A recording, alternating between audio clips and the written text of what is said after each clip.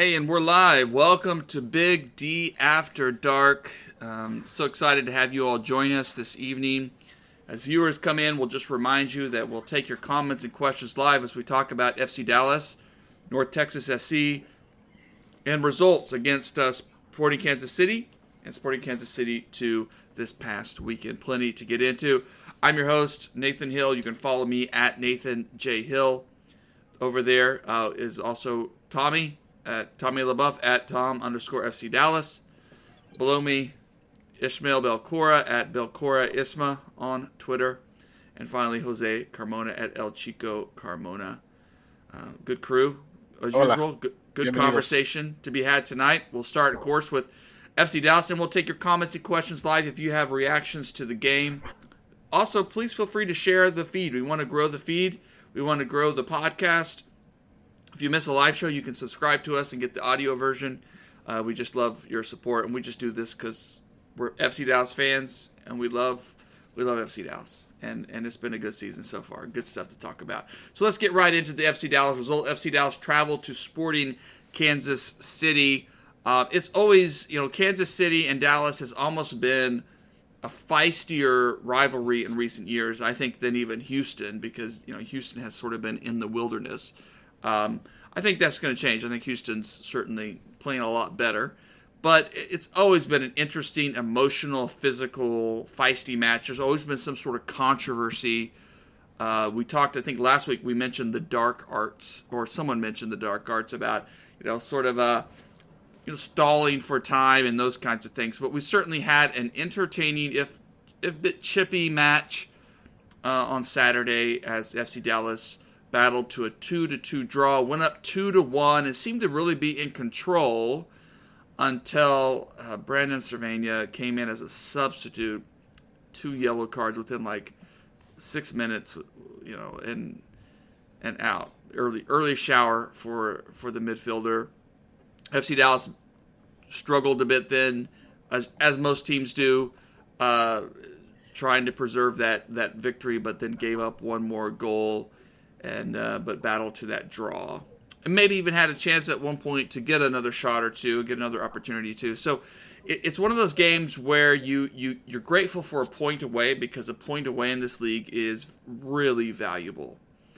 But I think as we'll hear from some post-game reactions and things a little bit, 3 points are probably left out there on the field, at least to some FC Dallas players. So let's just get some reactions. What'd you like about the game? Is there something that left you a little frustrated? Tommy, we'll start with you. Yeah, I guess it's Brandon getting the 2 fouls up 2-1. Not closing out the game was very disappointing. It's not something that you would think would happen under the coaching that we've seen under Nico this year. I mean, coaching's been solid. You would think that that would not happen. But again, I mean, it's the second time this year we've had fouls in the box that were penalty because someone was late or too over aggressive in the box. And so I think maybe the coaching needs to look at that and evaluate, are they coaching that correctly? Because it happened to Paxton early in the year. He was marking someone in the box very aggressively, stepped on his foot, and this time Martinez was kind of careless and not awareness of someone else around him, was late to the ball, and giving up penalties is like, give me goals, right? So I question that, and that's uncharacteristic of what we've seen so far from this team, because as I said before, the coaching has been very solid. The team has been a team. They played with control. Everything they do is orchestrated. It's not free flow, shoot anywhere. It's all coached to be this way, and I'm pretty sure it's not coached to be this way as far as giving the 2 fouls within 6 or 7 minutes, and the PKs in the box. That was the big disappointing thing. But very exciting to see the goals from Jesus Ferreira and Velasco. I was especially excited for Jesus because that's what Nico's talked about earlier in the year. We want to get Ferreira the ball in space, and that's what he had in space, and you can see what he can do when he has the ball in space. I always knew that he could do this. He played at FC Dallas. The coaches that my daughters played for, they have kids that played with Jesus, and they always said the guy's a stud, and that was great to see. Yeah, two great goals for SC Dallas. I mean, these were Velasco, a spectacular goal. It's why we paid big bucks for the guy. Hopefully, he does more of that. But yeah, Jesus also with just an incredible goal. And Ismail, we're gonna go to you next. But like our buddy Todd Chatterley is already poking the bear that Paxton I was mean, tracking back after Tumasi mistake on that second goal. I think. if we're going to be placing blame on that second goal, it really isn't on Tumasi. It's probably on Paxton because the commitment, well, no matter the positioning. I mean, if you have a, if you have a, if you take up the positioning of another player, which Paxton did for Tumasi there, you have to be smart with your decision making. And there, that slide tackle was very rash. But like that's just me responding to Todd. My opinions of the game, I think. So I actually disagree a bit with Tom that this team has shown a lot that it's very aggressive. This team, I mean, especially on the road, they get stuck in a ton. And I mean, that's shown by the fact that I think in the last 2 or 3 road games, Faku got a yellow card in each of those games. Something like that. It's not, I don't think that's 100% true. He gets those fouls, he gets those yellows. That's the type of team that Nico wants to play on the road. And I think in this game, they got really unlucky with a ref that made a ton of calls in the favor of Sporting Kansas City, to put it lightly. The PK was soft. The second yellow on Cerveño was preceded by a foul on Velasco. Russell didn't get his second yellow. So, I mean, there's a lot of things. I think the main thing, though, to take away from this game is there are a couple of players that are starting to underperform when they really shouldn't, and they should really be stepping up. And I think my opinion of Areola has diminished a bit. My opinion of Tumasi has diminished a bit. My opinion of Tafari has diminished a bit because as we're now into, I think this is the 9th game of the season. This is no longer the start of the season, or like basically preseason as we called it back in March. This is crunch time. This is important, and there are a couple players. There's a lot of players that have stepped up when, like, surprisingly, players like Siki, Martinez, Paxton's not really a surprise, and neither is Jesus, but the levels that they're playing at are surprising given the certain doubt that started the year. But there are a couple of players that I think our expectations should start to like weigh in on our thoughts of their season so far. As we're watching the highlights here, some of those moments, and we'll come back to that, Ishmael. I'm a little bit floored that you've seen Tumasi's performances diminish a little bit. I think we're going to touch upon that. All right, Jose, you just give us your reaction to the match. Well, I don't want to overreact to it. Honestly, you take away that red card, and we wouldn't really be having some of these conversations about who's underperforming and whatnot. I thought the team was doing as well as you can do on the road, much better than they've looked in any of the previous road matches. And I think we were all feeling pretty good up until that red card, in all honesty. And then you have to give credit to the team to battle with as much time as Sporting Kansas City had to work with. I mean, that's a long time. And we've seen previous FC Dallas teams crumble and allow a multitude of goals. This team didn't. We saw the same fortitude that we've seen on the road against other aggressive teams, and it paid off here. You saw that same defensive fortitude that this a very young team is displaying. I'm not going to question some of the performances. Like I'm still not convinced that Areola is 100%. Let's not forget he suffered an injury that slowed him down. I'm not convinced that he's a veteran. He might be playing with less than 100%, or maybe not back to full form. So I'm gonna say I still rather have him out there than O'Brien, because that's what you're saying is is your choice is less than 100% Areola and 100% O'Brien. I'm still gonna take less than 100% Areola out there, but you know I'm gonna look at the positives. Siki played a solid amount of minutes out there, and let's face it, with the red card to Cervenia, he's going to have probably back-to-back starts now, and this was good for him. This is a good progression that we're seeing from him.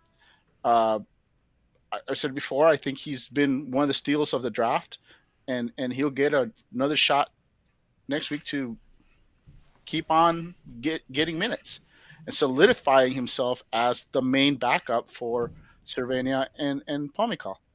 So also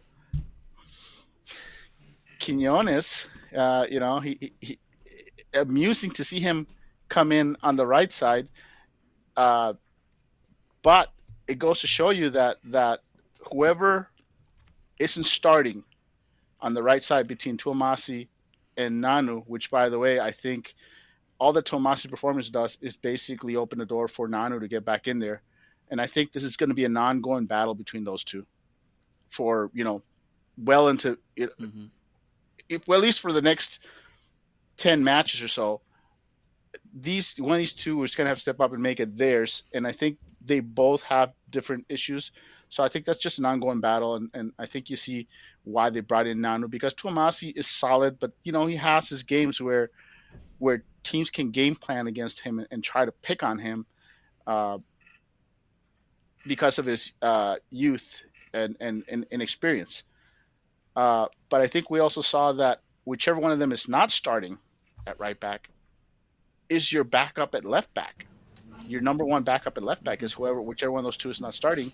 So Quinones basically becomes your default backup right back, is what we've seen, which I find amusing, but the kid has looked good. So I just want to say that while I'm still not convinced about our depth, I am feeling much better about it as we go forward. I'm happy with the point, in all honesty. I would have been upset if they were leading 2-1 and the red card had come a lot earlier. I also would have been upset. I mean, not earlier, but a lot later in the game. I also would have been upset if they were up 2-1, had no red card, and we had to settle for a 2-2. But I think with 10 man, with that much time, you take the draw, and that's a great result on the road. And honestly, my complaint with the ref is we weren't the only ones complaining about the ref. Sporting Kansas City was also complaining about the ref, because I want to say when I say he was unbalanced in his calls, I mean it both ways. I mean he was very unbalanced. He was making bad calls to both teams, and it made for a really unbalanced game where both teams couldn't really settle in. Sure, I think we feel that Sporting Kansas City got more breaks, but I guarantee you Sporting Kansas City fans are telling you the same thing. They're saying, you guys got more breaks.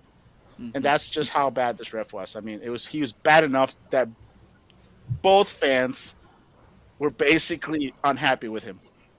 So, in other words, just saying, he affected the game negatively for both sides, and you don't want that from any ref. Let's hear from Nico now from a post game, but I mean I think you make a good point too, that something for us to remember, that Velasco and Jesus' goals were the first away goals for FC Dallas this season, which is 9 games in, does at least point to some kind of there's some still growing happening. Progress. Some progress. We saw right? Progress. And it's something for them to build on. So I asked Nico post game just about that, kind of what were the things that they can build from the match, and it's good to hear how forceful he was and how passionate he was about this. But then I followed that up with about the refereeing, which I didn't want to bait him into anything, because I know coaches need to be careful about criticizing refs in any league. There's a line you shouldn't cross, and I understand why that's there. But also asking about his conversation with Coach Vermes after the game. So let's listen in. I think it's impressive what these guys did today to get a point. We have to give credit to them. It's not easy with all the adversities we had today against us to respond as we did it. And credit for them. Real credit, real proud of them. And I think this is going to build the disappointment that we have today. We're disappointed to not get 3, even playing with 10, and even with all the adversities we had today. And we're really disappointed. But we want to use this energy to be focused on Monday and prepare, as always, the best we can, the game against Seattle, and keep showing the league that we respond to anyone.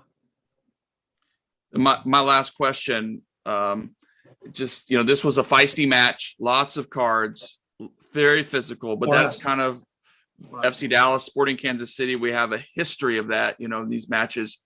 So it is addressing the number of cards. Is that something that you'll do with the guys? You'll talk about this week and look at that, or was this the way the ref called the game? And then kind of as part of that, is that what you and Vermes discussed after the match, at the final whistle? You two kind of were walking together, talking, having a spirited conversation. Were you talking about the referee? Well, I don't think it was like this type of match that was that difficult and that aggressive to show that amount of cards, to be honest. I think it was a soccer game, simple as that. I think it could be controlled easy for my side. It's a bunch of guys that just want to play soccer and do their best. And I didn't see other thing. I saw a normal game. If the referee saw in a different way, it's his vision and he's the judge of the game.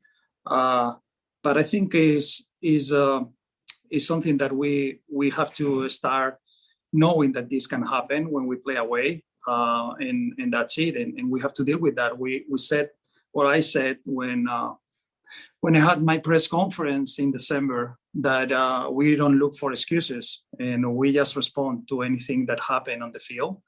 And this time we respond very well to a lot of adversities that we had.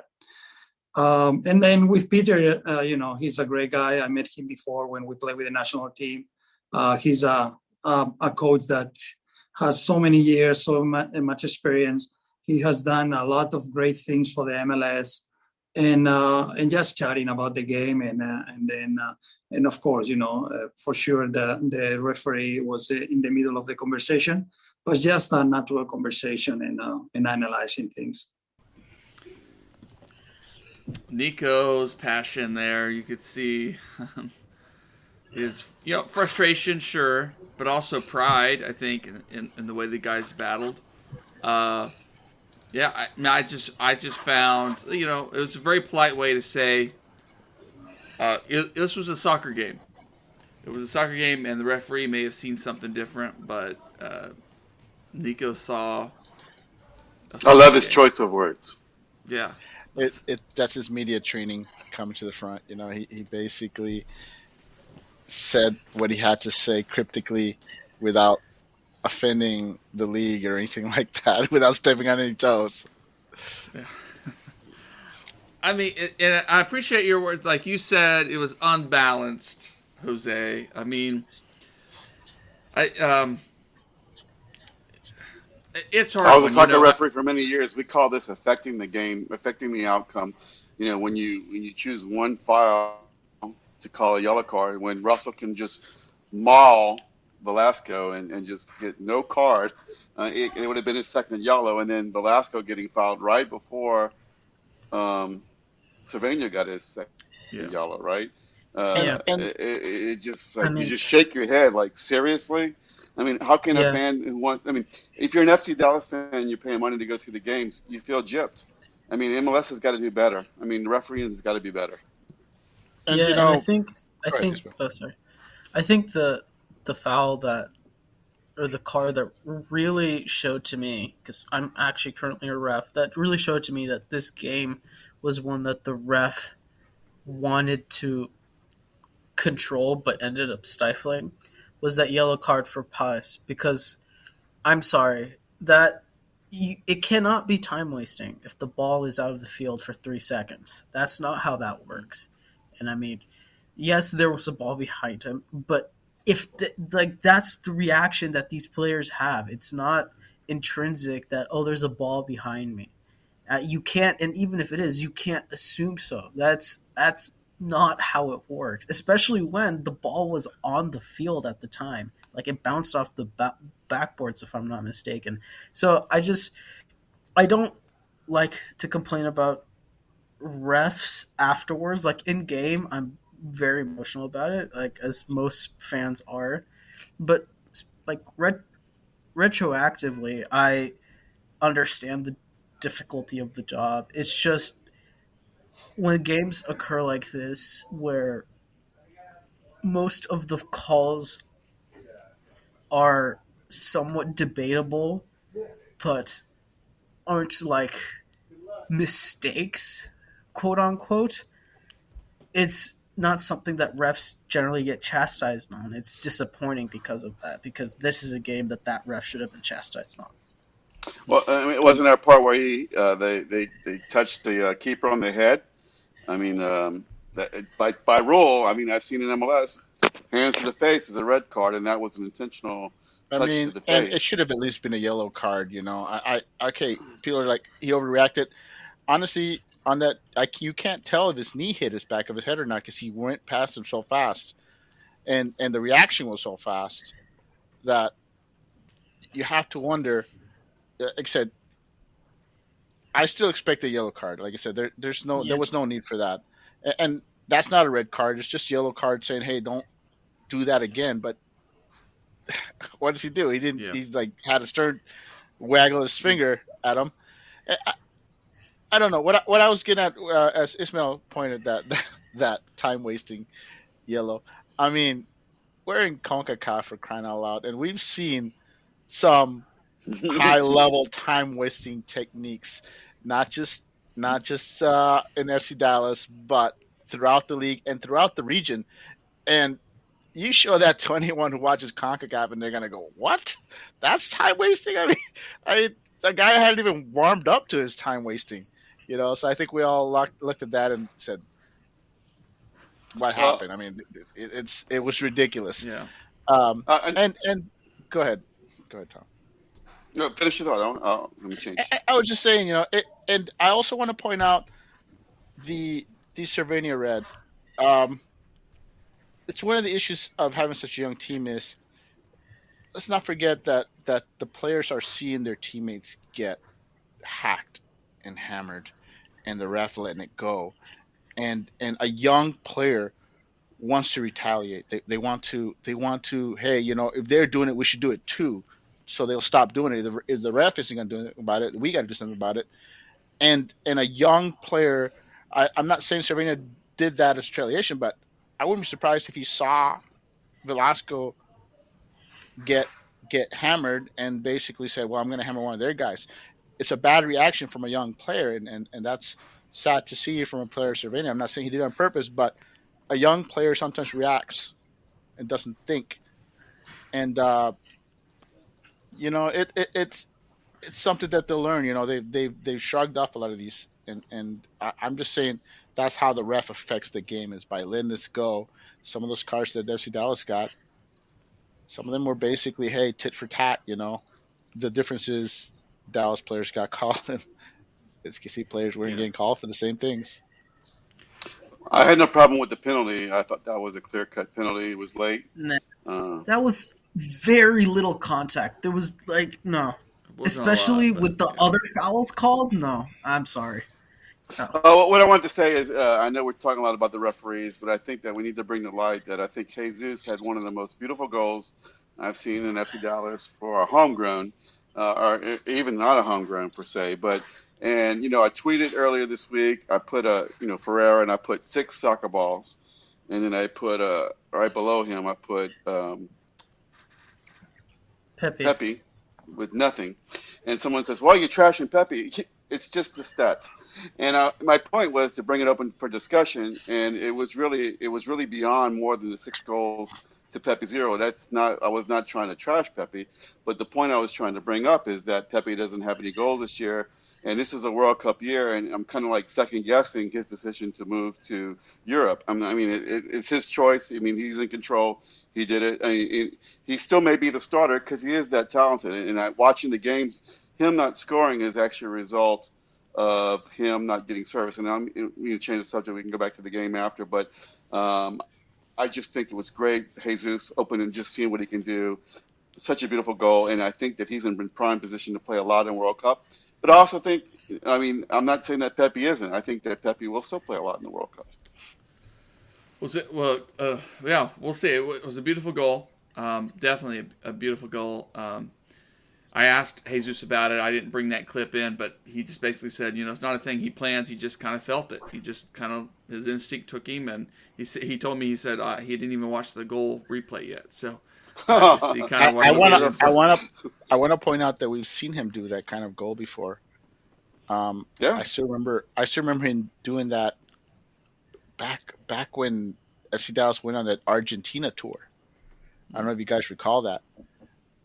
But preseason. Ferreira it was preseason match in Argentina, and we got to see one of the streams. And Ferreira did that to one of the Argentinian players when he was still a teenager, and it was almost the exact same: take the ball, dribble, break a couple ankles, and we were all like, "Wow, this kid's gonna be something." And now, fast forward several years later, and he's doing that in games that count. So good stuff. In past years, we would be so upset that we didn't get a point, and now we're upset we didn't get a win. I think that's just how much the team is doing well this year. We should have gotten 3 points Saturday. I want to address Michael's Michael's statement about the substitutions, and I think this has been a theme with Nico so far, is that and if he's being stubborn and he just believes in the guys on the field, I get it. But yet, there are points you were like, man, let's bring in some fresh legs, right? Yeah, I think like you're saying, I think he was showing faith to the players that were on the field because they were playing well, and he didn't want to. Some coaches are like, hey, it's working, let's not change anything. And I think we Kansas City hasn't scored a lot of goals, right? We all agree that he should have subbed in earlier. I'm not defending him from that. I'm just saying it could be just him, coaches have their favorites, and he may have been happy with the way the team was performing up to that time. And it took that goal to say, hey, you should really make those subs. He should have made the subs earlier. I don't know, man, because just first off, retroactively looking at the games, we've been lauding Nico as a genius for subbing in Siki and Quinones in the Houston game, and we were like, oh, Hara's back when he subbed in Hara in the 80th minute against Nashville. These are very late subs, and this is consistent. Now, again, maybe he has his core, but immediately when a red card is given to a midfielder, when you have a 3-man midfielder and your wingers play high, you may have been comfortable with the status quo beforehand, but that you have to make a sub then and there. And you saw him talking with the coaches immediately when Cervenia got red carded. That's if it was just this time, it's fine. And I think we've been avoiding the conversation because, hey, it's been working technically. The subs worked against Houston, they worked against Nashville. It's great, right? Siki late minute hero, but technically they worked here once he actually came in. Yeah, but if this is how his sub patterns are, and they are always later than expected, whether that's a good thing or a bad thing, then I guess I don't know if questions need to be asked, but if that doesn't succeed, then questions do need to be asked. And so far it's a winning record when he does those subs and changes the game. But I don't know, man. Once Cervenia got red carded, that's when you had to bring Cirio in. I don't really think there was a question for that. Mm-hmm. But I'd also want to point out that unlike other coaches, that we've seen recently, there is a lot of player rotation though on the starting lineup. I mean, how many players have started every match for FC Dallas? I think maybe Jesus, Paz, Well, Pamicall maybe, he tends and to have a Pamicall pretty Martinez. standard lineup. I mean, very and subtle Martinez. changes each So week. that's 4 players that have actually started every match. But Farfan. everybody else, Farfan has Farfan started every single match. I think so. I think. Yeah, that's 5. because he was subbed And then- out. He was subbed out once, but he started He was every subbed out match, and I once. think that's the important thing, right? Because that means that it's not just 11 players. He's got Yeah. like 15, 16. So if you have those 15, 16, subbing them to like change the pace of the match or like do like a quick tactical change, that's what he's been doing. But he's been doing that really late because I think his mindset is like he prepares a lot during the week. And like he's trying to change the team during the week in accordance to the team he's playing. But I mean, like Colorado is a good example. I mean, I think again we won that game, but that first half was like they dominated, and we got a goal with a wonder goal, and then a quick 10-minute press.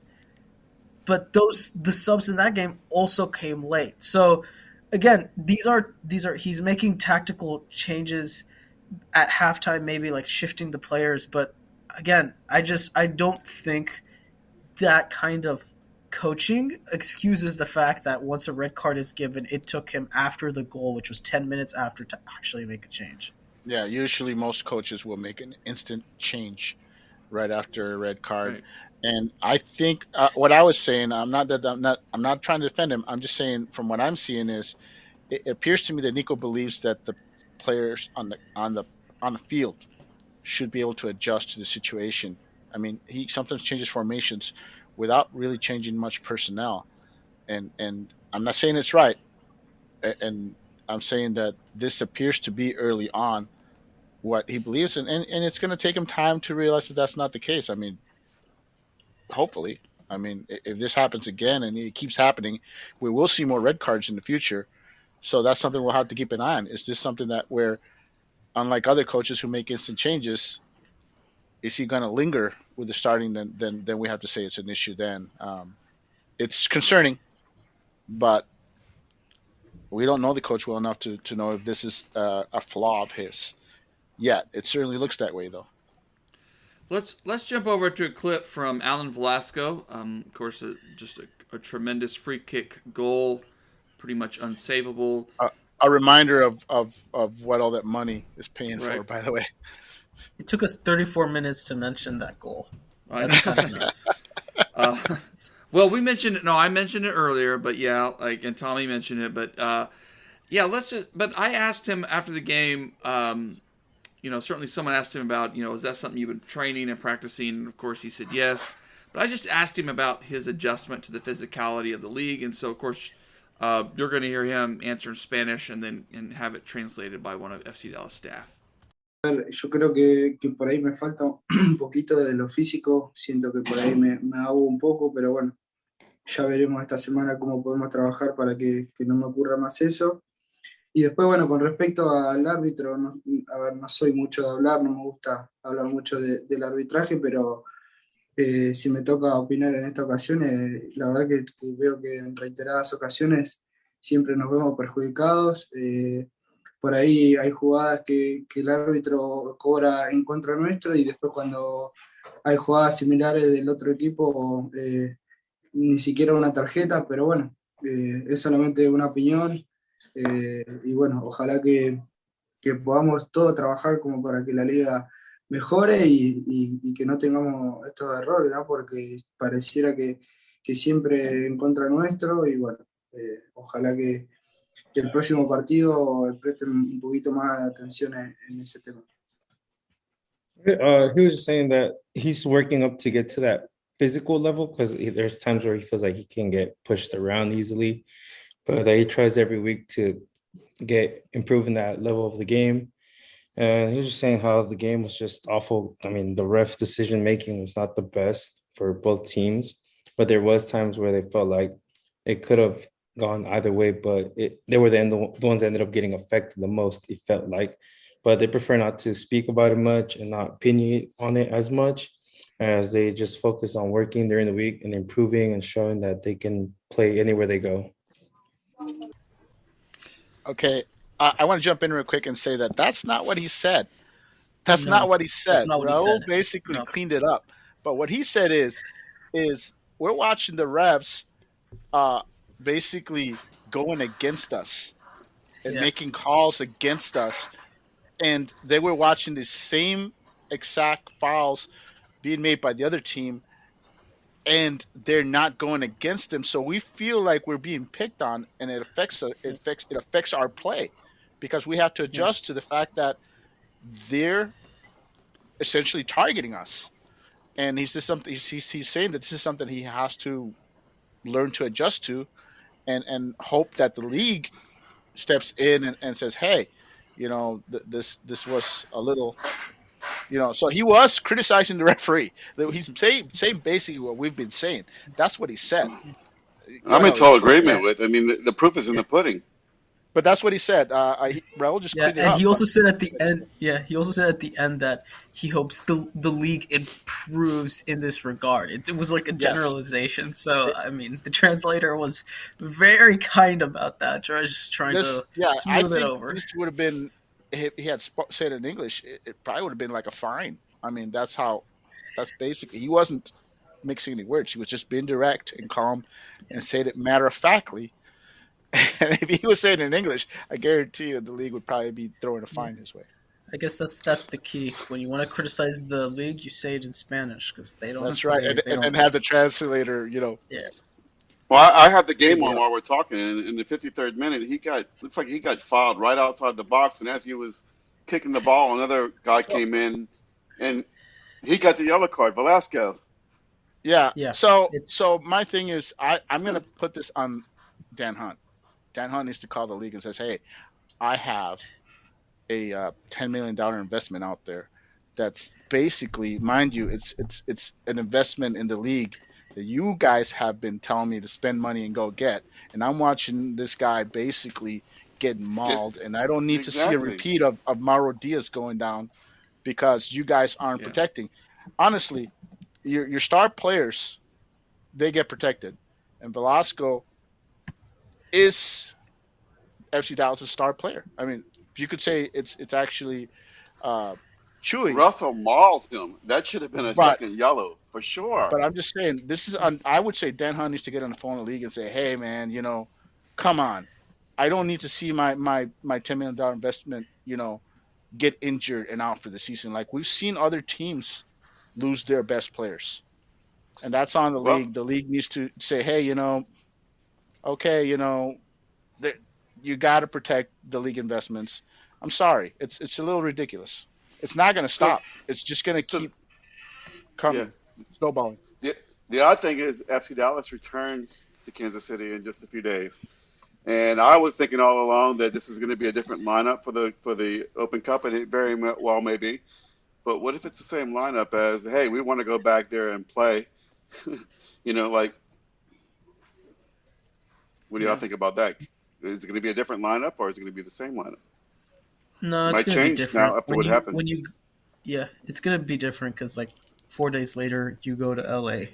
It's a conference game that's important with two top teams. You're gonna play that second team. But I think one of the things, just to go back to what Velasco was saying, but like considering what fans expected of him, I think this is why I'm kind of very critical about Areola because Velasco has the capability of doing something very special, right? That's how he scored his 2 goals this season.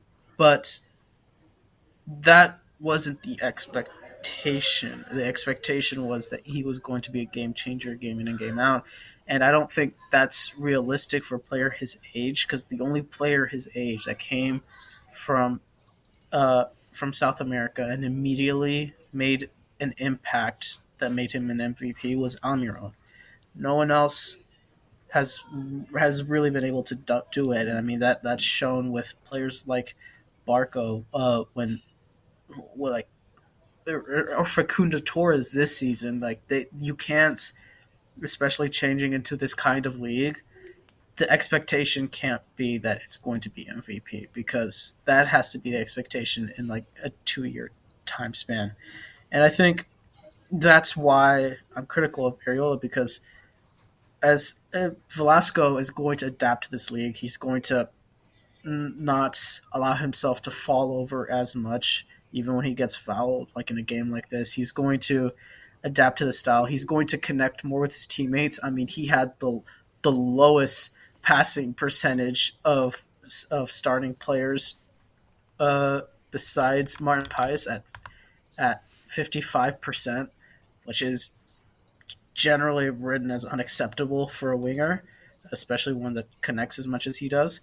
Uh, but it's you can tell he's good. That's the important thing, right? Because if it was 2 goals, 9 games in, but you could tell he was, that would be scary. But you can tell Velasco's good. Like, he has talent. He can play in this league. He can score big goals. He can have an MVP season in 2023 or 4. So, I mean, he's our diamond in the rough, and I think the investment was a good one. Yeah, I still don't feel like he's there yet, though, as a superstar. I mean, he's still a kid going up against big men, and he's outpowered. You can see that, right? But that's going to change in a shortly, maybe a few months, maybe next year. But I don't think he's even. I would say as far as becoming a superstar, he's probably like 65% there. I mean, give him open spot, yeah, he's there, he's great. But as far as yeah, I'm he's gonna not there disagree yet. with you guys right now, and I'm tell you this: when Velasco stepped up to take that kick, we all knew he was going to put that in. We all. I'm not I saying. didn't. I didn't. Oh No. yeah. I honestly, from that range, I most of the people I talked to said, he's going to shoot that, and that's the difference. That's the difference between a player that has potential and a player that can actually. This is going to affect teams going forward, because first you got to prove you can make that shot, and he has proven he can make that shot. Now you can play with that. Now you can do other runs. You can do other runs up of that. This is something you can build on. He hasn't been here that long with the team. I would say that he's still getting acclimated, and he's still learning what Absolutely. Nico's style and stuff. So Yeah, that's what I honestly, say. Yeah. honestly, it.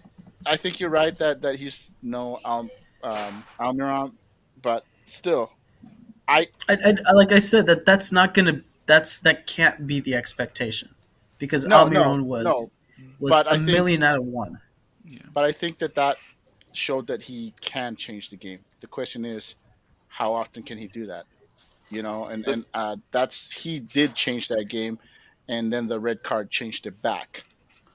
the things that So I'm seeing that he needs to improve on, he's still getting pushed off the ball. They're still taking the ball away from him relatively easy on some situations. There's been one-on-one situations where he takes man on one-on-one and the guy kicks the ball away from him instead of beating the man. I think that he will get there. I'm not. He's a great player. I'm so happy he's on our team, and I'm just saying he's not even there yet.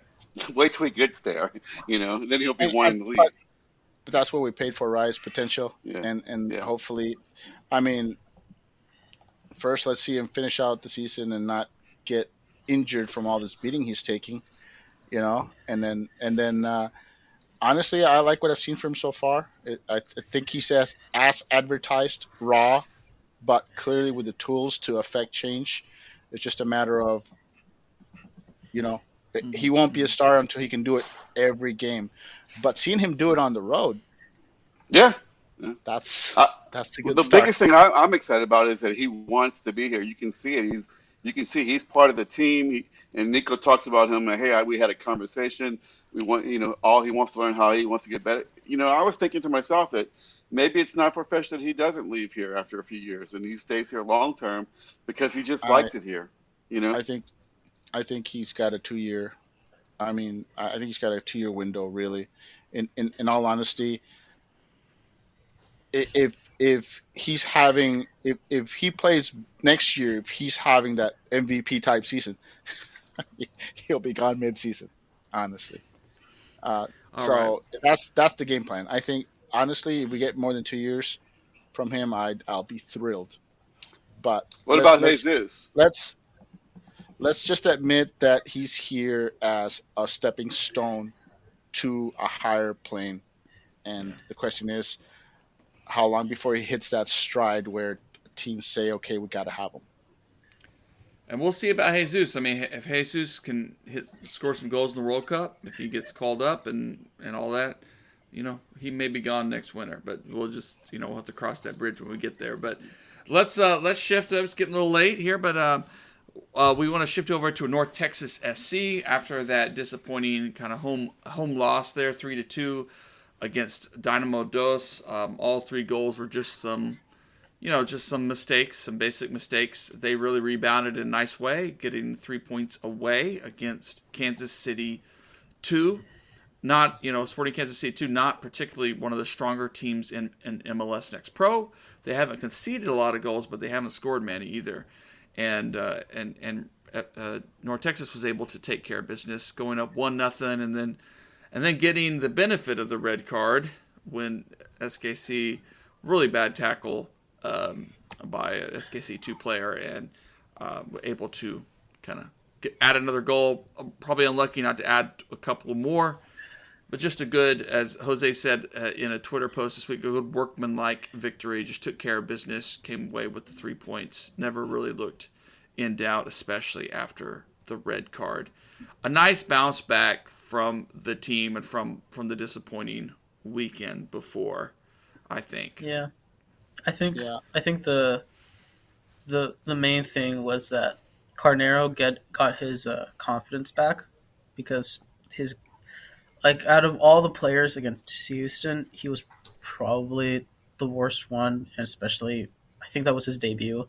That wasn't a great debut, considering that he has Carrera, who's the starter, and Wilson, who's very well respected by the organization.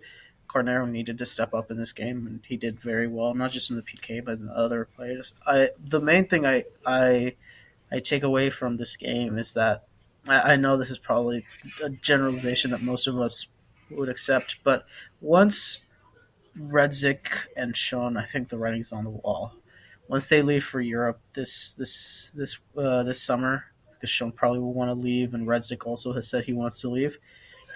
Kamungo has shown over these last 2 years that maybe he's not MLS level ready now, but he has that growth, that consistent growth. He's improving his game.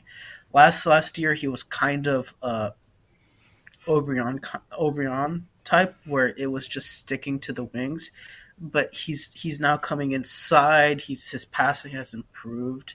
So has Hope, but I mean it's been a drastic change from last year, because Hope was not very good last year. But Kamungo is the main the main thing that I've taken from these first couple of games, that once those two players, Redzik and Sean, leave, Kamungo can take that spot. He has the capabilities to grow into a possible MLS useful player someday. I think the same about Hope, actually. You did mention Hope. Hope leads MLS Next Pro in assists with 5.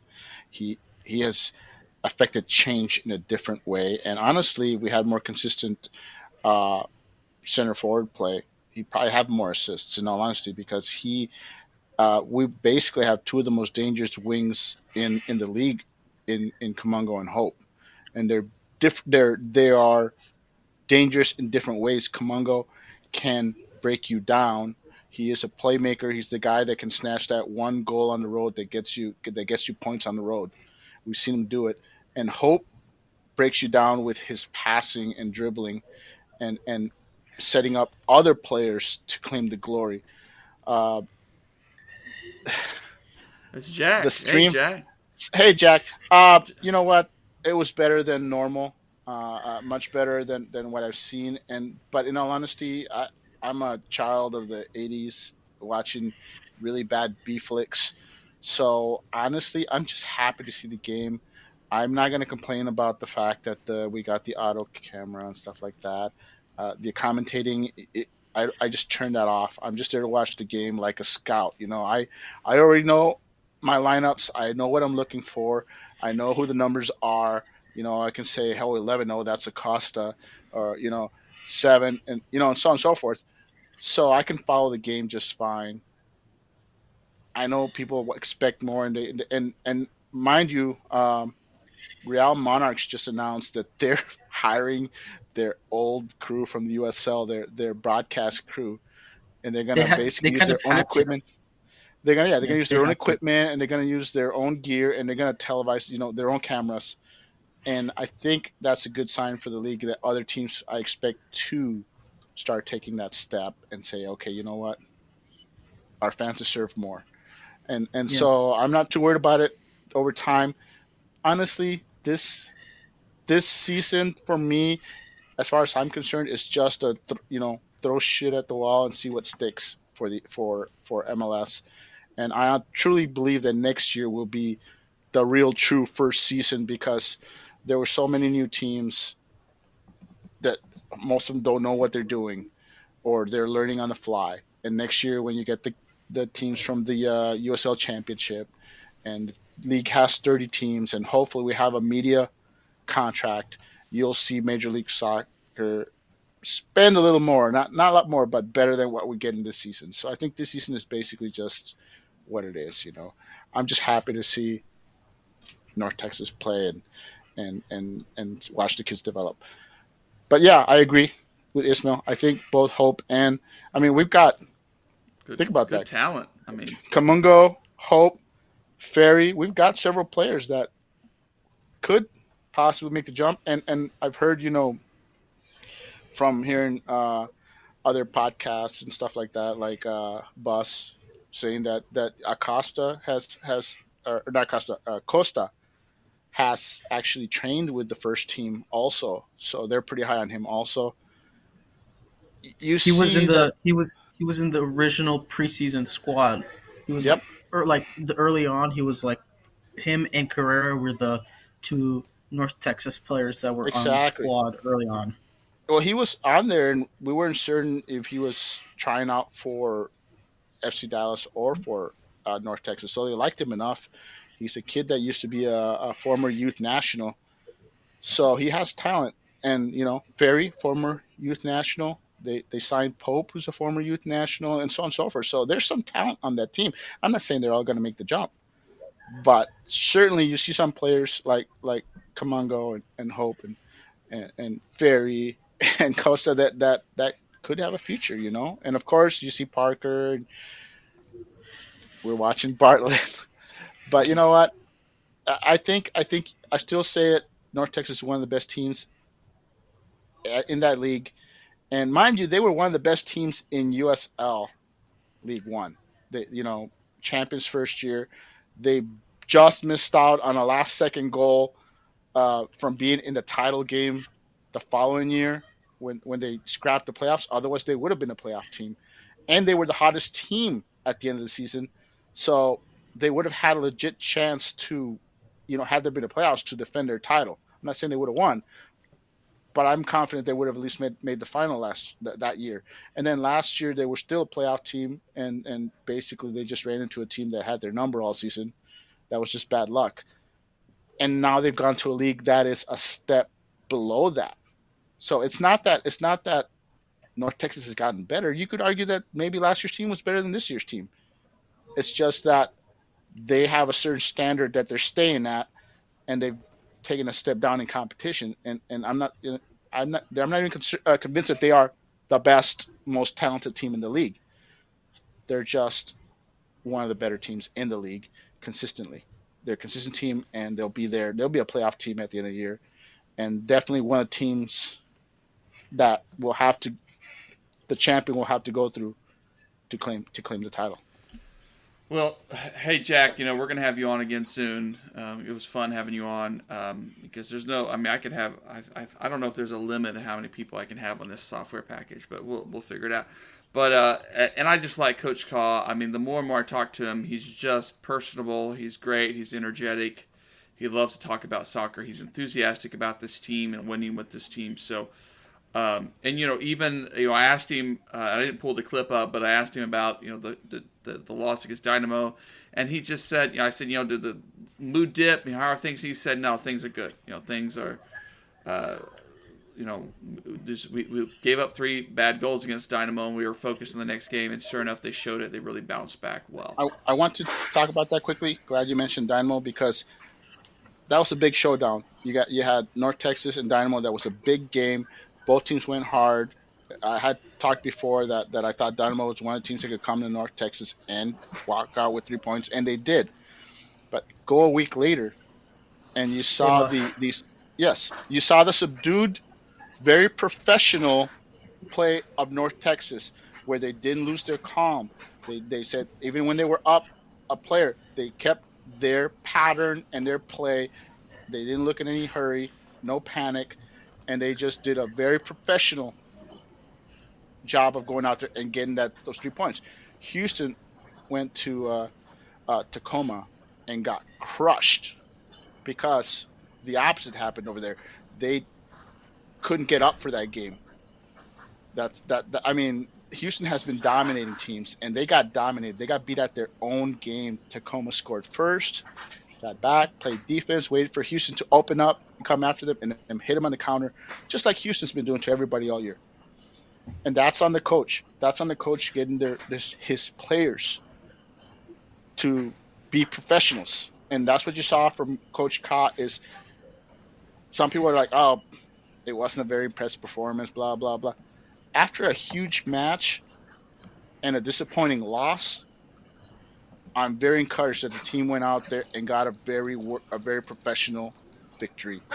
It shows growth. It shows that the coach is teaching his players how to be professional. It's a really young team, by the way, on the road in a hostile environment. Very excited. That it shows growth, and I think it shows that the team is in the right hands. By the way, one of only 4 undefeated teams on the road left. All right. Good stuff. Well, we'll get ready to close out the show. Of course, FC Dallas will welcome Seattle Sounders into town this Saturday at Toyota. It's going to be a fun match. Of course, it'll be one of those key tests to see just how FC Dallas has grown. So on that note, Seattle is playing in the CONCACAF final on Wednesday, and there's no away goal. So if they're tied at the end of the regulation, they play an extra 30 minutes, 2 15-minute halves. So on Wednesday, I'm rooting for Seattle to win in PKs after that 30 minutes. So when they come to Dallas, they can get another game right away. So also worth noting now that Cervania is suspended for this game, Siki will probably start, but that also means there's a spot on the bench, and we might have Thomas Roberts come back. He's been in training for over a week now. That will be exciting because we all love Roberts. Oh, yeah. The fact that Nico is so high on him, he in the press conferences in the last week, tells me that it's not just he's back on loan, whatever. It's that he's actually planning on using him as in a significant role. Yeah, I'm still shocked we haven't seen Sean in MLS this year, and I know that we also have the U.S. Open Cup coming. So I don't know if we're going to see Sean. He may be saving him for that game. Well, we did see him. We did see him in the last U.S. Open game, but yeah, not in MLS. And he looked good, he looked good. Yeah, and let's see him get an extended run in U.S. Open Cup, and maybe he, sure, get some minutes going forward. Yeah, a lot of question marks. I mean, it's one of those questions. Kind of what is the best scenario for Seattle? We want, but I think even if Seattle takes care of their business in 90 minutes, they will have celebrated. Like they're going to be a squad that's still gonna.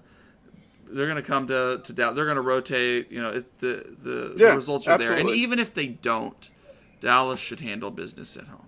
I mean, and Seattle's not good this year in MLS, so they're not good in MLS so far. They've got some. They lost to San Jose. Yeah, I just hope it's not the same referee. That's not a good thing. I mean, at home against a team that will definitely be tired, and let's face it, not just tired, they'll be emotionally spent, win or lose. So So I think anything that less than 3 points is going to be a disappointment. In all honesty. So, all right, quick predictions. Let's just go around. Tommy, what's your prediction Saturday? FC Dallas 3, Seattle 0. Boom. Ishmael? Boom. I mean, I always go 10-0 in the FC Dallas group chat, but I mean, realistically, maybe 2 goals by Jesus, and then a goal by Seattle's new homegrown star, Jackson Reagan. 2-1. Oh, I didn't say who was going to score my goals. All of them is going to be the first hat trick by Facunda. Okay, well, bold choice. I'll go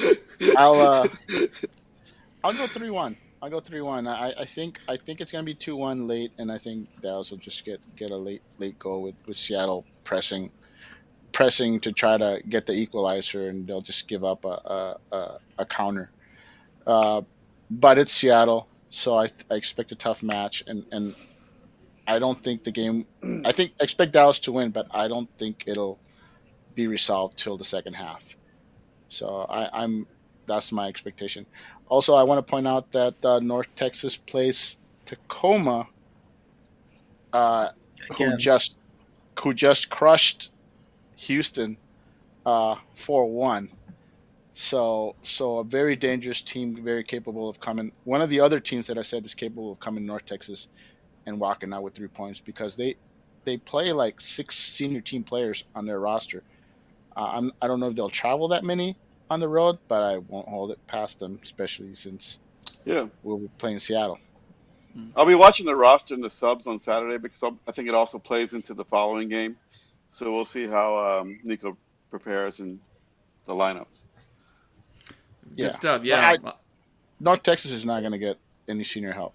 They've been very consistent about only playing the players that have been loaned down to them. You're only going to see Parker and Bartlett and Chris Smith and Carrera. That's it. If Carrera's back, they're not gonna get any players coming down to help them. But Seattle, they have no qualms about sending as many senior players for their team as possible. So I expect a tough match, and I expect North Texas to win, but it'll be by like a goal. It'll be a closer game. Highest scoring team in the Western Conference, by the way. So a very dangerous team. All right, should be some good soccer to enjoy this weekend, right? Anyway, one last thing. Okay. Tacoma lost at St. Louis, and that was like a 4-3 scoreline. So like I said, very dangerous team. Carry on. Sorry to interrupt. Good. Well, we'll close the show out there. I think my prediction is a 2-0 home victory. That, you know, if 2-0 still, it doesn't mean Seattle's not going to threaten and stuff and put in a fight, but Dallas will take advantage of things at home. That's what I'm hoping for. All right, a good weekend ahead. Appreciate everyone watching the pod tonight, and of course you can catch it and subscribe on wherever you find podcasts. Just look up Big D After Dark, and of course check out BigDSoccer.com for some articles and news and notes and different things. And of course our buddy Jack has some great write-ups about North Texas SC. And comment there and share and have some fun. Let's go FC Dallas. All right. Let's go FC. And happy May. Yeah. All right. Good night, everybody. Buenas noches. Good night. Night.